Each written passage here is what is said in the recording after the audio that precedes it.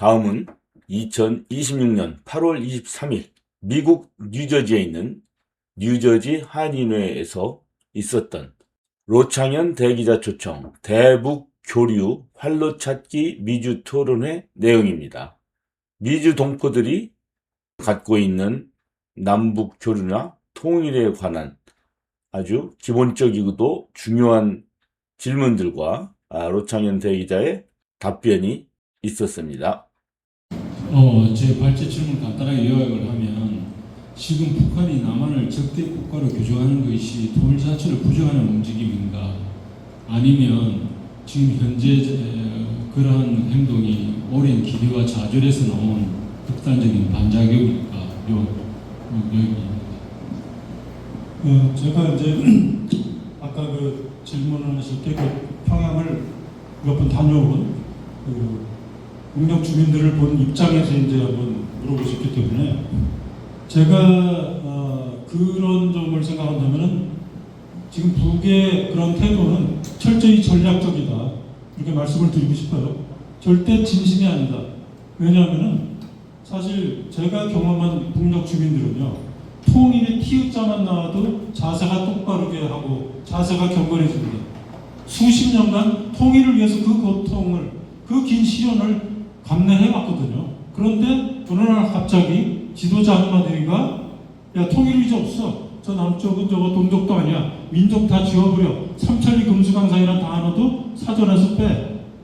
뭐 완전히 자기 마음인데 절대 그 마음이 호응을 안 할 거라고 생각을 합니다. 그리고 왜 그러한 얘기를 한다는 것을 북녘 주민도 생각을 하기 때문에 저는요, 지금 이런 또 예를 들 수가 있는데, 북은 진짜 전형적인 톱다운 방식이잖아요.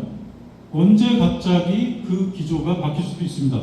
여러분 기억하실 겁니다. 저 평양 시간, 제가 시간 주권이라는 내용을 저 강연 때 할 때 예를 좀 들었는데, 평양 시간을 시행한 적이 있었죠. 평양 시간이 우리보다 30분 느리게 가요. 뭐 아시다시피 지금 우리의 시간은 일본 시간을 따라가지 않습니까? 이것도 굉장히 자존심 상하는 얘기인데, 일본 시간을 동경 135도 그 기준으로 따라가기 때문에 우리가 사실은 30분 일찍 살고 있거든요. 그런데 북에서 이제 그 당시 평양 시간이라는 걸 하면서 주체적으로 나가겠다, 자주적으로. 그러면서 2015년인가 했는데 2018년 4.27 판문점 선언 때 자유의 집에 와서 평양 시간, 서울 시간 이렇게 달라진 시계를 보고 같은 땅에서 이렇게 시간이 다른 걸 보니까 마음이 아프다. 우리가 먼저 바꿨으니까 먼저 되돌아가겠다. 근데 사실 시간 바꾸는 문제가 그렇게 쉽게 바꿀 수 있는 거 아니거든요. 근데 북한이기 때문에 가능한 거죠. 그래서 이것도 언젠가 남쪽이 자기들이 생각하는 어떤 대화의 기준이 맞는다면은 충분히, 야, 그때는 너무 화가 나서 옛날에 윤석열 정권 맨날 드론으로 막 하고 그때 아주 그냥 돌아버릴 뻔했기 때문에 전략적으로 한 거지, 본심은 아니다. 술 먹으면서 이런 얘기 충분히 나올 수 있다고 보고요. 아무리 그걸 우리가 부인하고 싶어도 언어, 문화, 역사, 정서가 같은 민족이 달라질 수가 없습니다. 그래서 북은 굉장히 그거에 대해서 저는 적어도 제 개인 생각은 철저하게 전략적이고, 남쪽이 준비가 되면은 하루아침에 다시 돌아갈 수 있다, 그렇게 생각을 하고 있습니다. 그래서요, 그때 5월인가 한국에 와서 이제 강연회를 했습니다. 그래서 이제 아는 분들만 참석을 했는데, 그래서 저도 2019년 코로나 직전까지 다녀간 북이었는데 정말 7년 만에 그 모습을 봤는데요. 생각보다 진짜 많이 바뀌었고, 나중에 기회가 되면 이제 그분의 허락을 받아서 제가 거의 모든 자료를 사진도 찍고 그랬는데 아주 굉장히 충실하게 이제 취재를 해오셨더라고요. 그런데 그 당시 이제 제가 2018년, 19년 1년 사이에 4번을 갔다 온 이유가 첫 1차 방북 때 북의 안내원이 자고 일어나면 달라진다. 요즘 자기들은 뭐 없던 건물이 생기고 뭐 바뀌는 게 너무 많다고. 그래서 이제 그때 제가 강연 때마다 말씀드렸지만 이북 애들이 좀 뽕도 우리보다 좀 세네. 자고 일어나면 달라진다는 말을 한다. 그래서 제가 이제 기자적인 호기심 때문에 정말 석 달 후에 한번 가봤습니다. 그랬더니 정말 깜짝 놀랍게도 뭐 외관이 달라지는 건 기본이었고 정책과 문화와 관습, 유행까지 달라지는 모습을 보고 이거 그러면은 진짜 지금까지 우리가 북에 대해서 소위 전문가들이 뭐 옛날에 한번 갔다 온 사람이라든지 뭐 옛날 지식 아니면 탈북한 분들 통해서 얻은 이런 이제 휴미트 정보 갖고 북을 알고 전문가 행세를 했는데 만약에 내가 1차 강북 한번 하고서 2차, 3차, 4차를 안 했다면 지금까지도 그 1차 강북 얘기를 가장 최근에 북한 소식이라고 전하고 있을 것이었다. 그래서 이건 기자로서 직무유기가 되지 않도록 내가 최소한 계절에 한번 가야겠다. 그래서 이제 1년간 4번 가게 된. 그런데 이제 5차 강북은 코로나로 인해서 바로 닫히는 바람에 그 후로는 못 갔는데 어쨌든 작년부터 일부 동포들이 가기 시작했고요. 올해 전면 개방이 됐습니다. 미국하고 한국 사실상 두 나라만 빼고는 다 자유롭게 이제 가고 있고요. 이분들이 지금 먼저 우리보다 선점을 할 수 있는 그런 기회들이 많은데 여하튼 당장은 이제 그분들 통해서 이제 볼 수밖에 없고 이 기조는 앞으로 적극적으로 그 다녀온 분들이 지금 이 순간도 가 계신 분들이 있거든요. 4월에 가신 분들이 8월에 또 갔어요.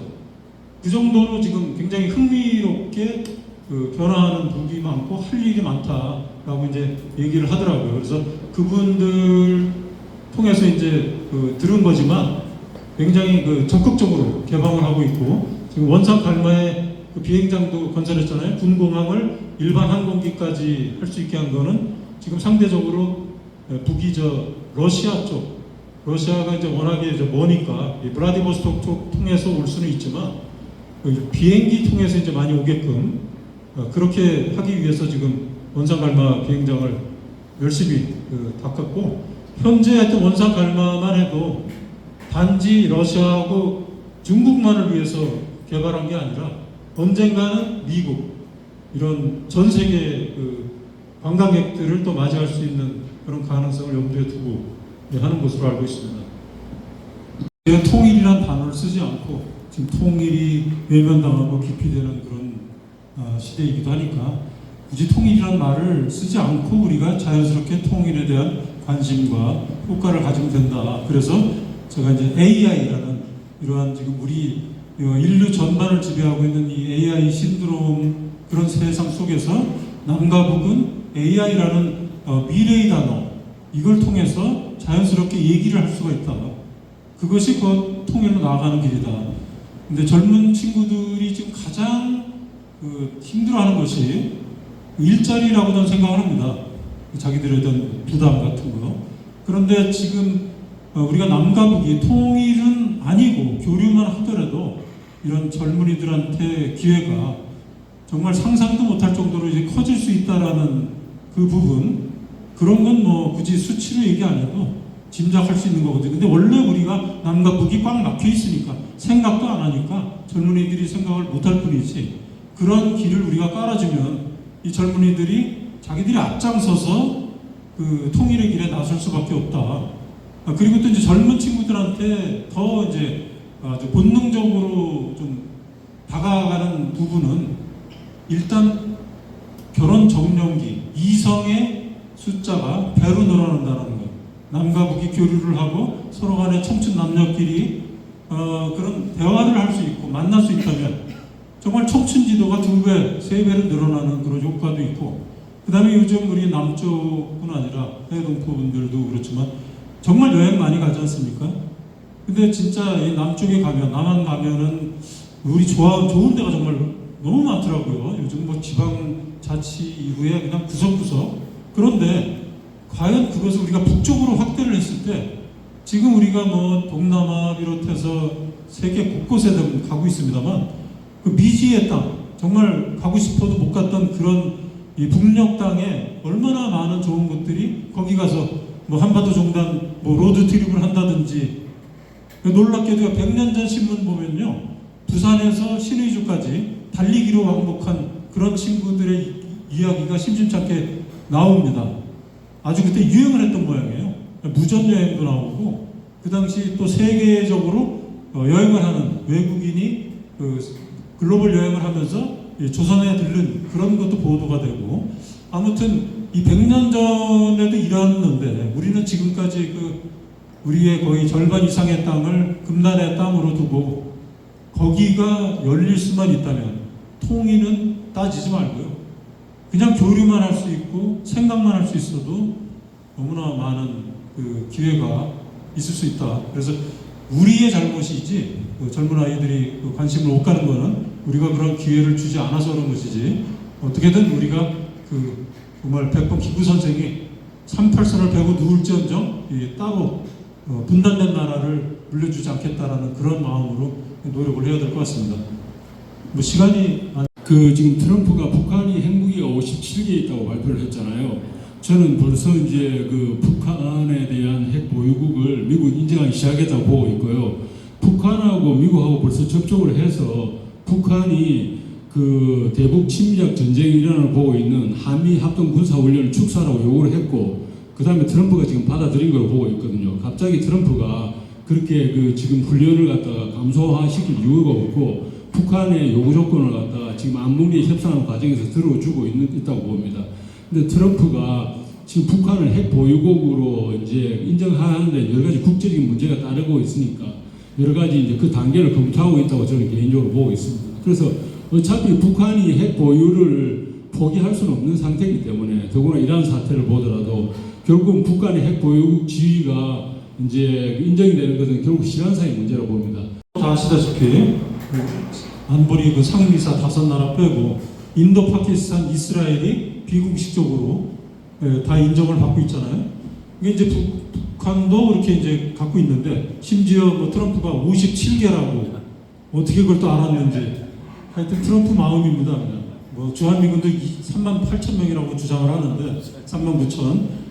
하여튼 핵 보유의 사실은 달라지지 않고 이미 그거를 이제 언젠가는 인정을 할 텐데, 다만 주변국 문제라든지 북한이 명백하게 적대하지 않을 것이다라는 어떤 보장이 될 때 미국도 인정을 하겠죠. 근데 이미 러시아와 중국이 인정을 하고 있는 상황에서 언젠가 그거는 시간 문제라고 보고요. 그리고 또 뉴욕만이 할 수 있는 것은 사실 이제 저로서는 이제 아까 뉴욕이라는 이제 특수성을 이용한, 그래서 이제 유엔도 얘기를 했던 거고요. 그리고 정말 말씀하신 대로 북한 대표부가 있잖아요.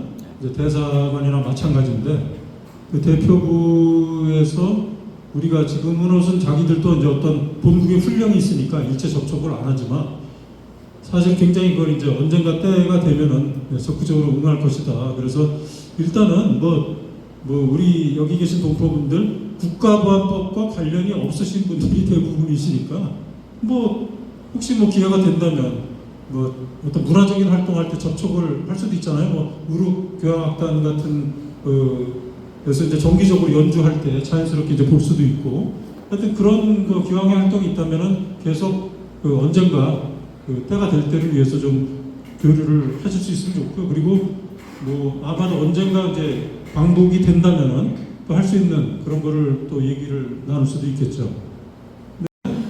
탄핵부터 나올 겁니다, 얘기가. 그리고 다 죽어가는 국민의힘을 기사회생시키는 또 그런 얘기가 될 것 같고, 아까 말씀드린 대로 단계적으로 우리의 행정명령으로 해결할 수 있는 그런 게 있거든요. 5.27 조치, 이명박 정권 때 남북 교류 자체를 그냥 부인하는, 지금 그거는 사실상 해제된 건 아니냐 이런 말도 하는데, 사실상 해제된 거랑 법적으로 나온 거랑 다릅니다.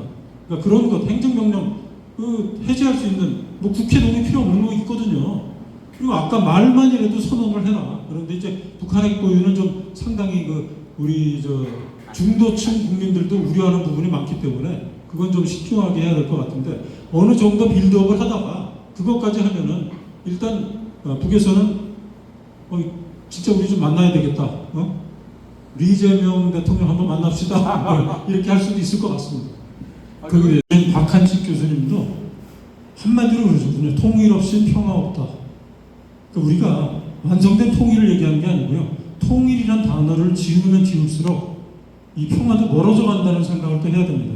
남남 사이에서의 평화는 되겠죠. 전혀 다른 국가 사이에 화친을 맺을 수도 있고 화평할 수도 있지만, 근데 우리가 통일로 갈 수밖에 없는 우리 하나의 민족이 여러 가지 어떤 장애물, 걸림돌 때문에 통일이란 말조차도 마음대로 못하고 이걸 기피 단어가 되어버리는 그 현실이 너무 우리는 슬프고 또 두려울 것 같다는 생각입니다. 그래서 우리는 통일에 대해서 좀 편견을 갖고 어려움이 있다고 생각하는 분들을 좀 인내심을 갖고 설득을 하면서 왜 평화를 위해서 통일이 필요한지, 평화와 통일은 같이 가야 하는, 어깨동무하고 같이 가야 하는 그런 단어라는 것, 어느 하나를 배제할 수 없는 그런 그 숙명의 관계라는 것을 좀 생각하시고, 적어도 여기 와 계신 우리 어떻게 보면 통일운동을 적극 지지하시는 분들이신데 그분들께서 벌써 통일을 조금 헷갈려 하시면 우리가 설득을 할 수가 없습니다. 진짜.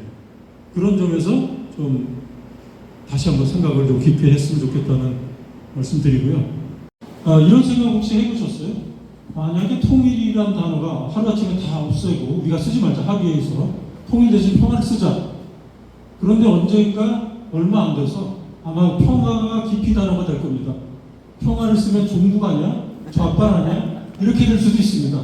결국은 단어가 문제가 아니라는 거죠. 우리가 통일도 안 됐는데 수십 년간 통일 얘기하다 보니까 피로감이 생기고 염증이 생겨서 그런 것이지, 통일을 위해서 우리가 뭘 한 게 있겠습니까?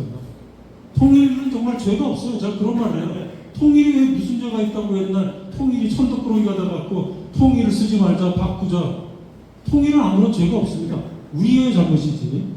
그리고 지금 문화 얘기 이제 하셨는데 진짜 굉장히 그런 가능성을 높이 봅니다. 저는 통일도요, 만약 예를 들어서 BTS가 통일이라는 단어를 이용한 세계적인 히트곡 하나 만들면은 전 세계인이 통일 외칠 겁니다. 랩이든 뭐든 어느 날 갑자기 통일이 너무나 대중들한테 가까운 단어가 될 수 있습니다. 하루아침에 인상이 바뀔 겁니다. 통일이란 단어의 문제가 아니라는 뜻입니다. 그리고 지금 북이 지금 예전보다 엄청나게 좋은 조건에서 러시아에서만 뭐 200억 불을 받았다라는 그런 얘기도 있고 엄청난 경제적인 도약을 할 가능성이 많아졌는데, 그렇다면은 언젠가는 배고픈 문제가 다 해결이 되고 그렇다면은 필연적으로 사람은 자유로운 걸 원하게 돼 있거든요. 그러니까 문화적인 그런 돌파구를 만들어주지 않을 수가 없어요. 저는 오래전부터 우리 K-팝이 뜰 때부터 이런 생각을 했습니다. 우리가 K-팝이 있으면 그쪽도 N-K-팝이 있는데 집단 분모라고 하죠. 우리 칼군무 이런 거 굉장히 잘하잖아요. 우리 K-팝 스타들이. 근데 칼군무의 대명사는 이북입니다. 북녘 애들이 진짜 10만 명이 칼군무를 할 수 있는 데예요. 그 사람들의 장점을 우리가 합쳐서 K-팝, N-K-팝이 또 하나 대중문화의 새로운 한류를 만들 수도 있지 않을까. 이런 건 이제 현재로서는 꿈이지만 언젠가 다 가능할 수 있는 그런 것들이기 때문에 옛날에 북한에 대한 사로잡히지 마시고, 제가 과거에 2017년 이전의 북은 잊어라라는 슬로건을 말씀드린 적이 있어요. 그건 왜냐하면 2017년에 북이 핵무력 강국 선언을 하면서 그 전까지 어떤 국가 안보랑 완전히 궤를 달리하는 선택을 했거든요. 그 전까지는 정말 이 국방비에 엄청나게 쓸 수밖에 없는 조건이었지만 이제 핵무기가 완성이 됐고 그것을 실어나를 로켓 엔진이 만들어졌기 때문에 누구도 우리한테 전쟁을 걸어올 수 없다.